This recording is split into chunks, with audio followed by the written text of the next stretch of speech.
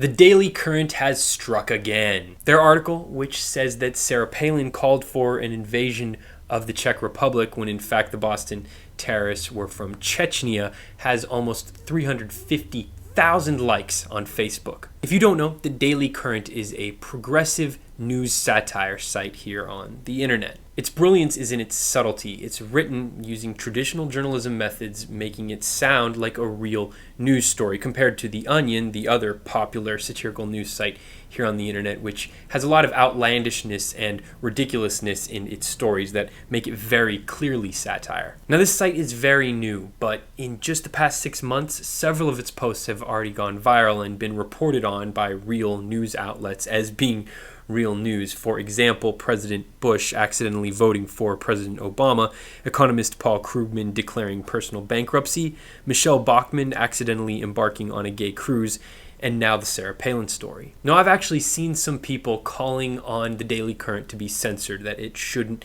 be allowed to publish because its stories are too realistic, but they don't understand the intrinsic value in this site in exposing people's ignorance in our too quick to publish, too quick to spread information culture. Now, don't get me wrong, a lot of those likes on the Sarah Palin story may be people who are liking it because they understand that it's parody and they love the satire, but there's also a whole heck of a lot of people who are liking it because they believe it or because they want to believe it. Now, of course, it is extremely troubling that a lot of people are believing Daily Current stories and spreading them, but in this modern age of Twitter and Facebook, it's more important than ever that those people who are fooled into believing a Daily Current story learn the important lesson that they need to check their facts and their sources before they go spreading misinformation. I've actually seen a few of my friends on Facebook spreading Daily Current stories, believing that they're true, and this is exactly why the Daily Current exists, or part of the reason why they exist, because they want to be that instant litmus test for people to see